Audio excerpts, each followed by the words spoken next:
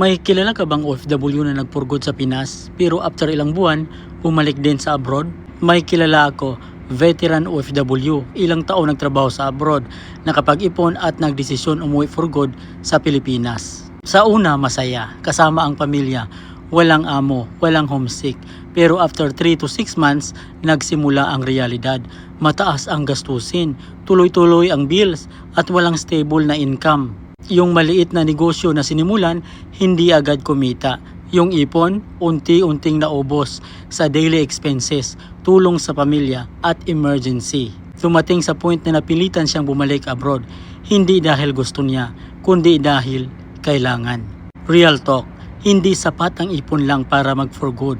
Kailangan may stable income, negosyo na sustainable at financial plan. Bilang OFW, natutunan ko ang exit plan dapat pinaghandaan, hindi minamadali kasi ang buhay sa Pinas tuloy ang gastos kahit wala ka ng sahod abroad. Maraming OFW ang umuwi for good pero bumalik din abroad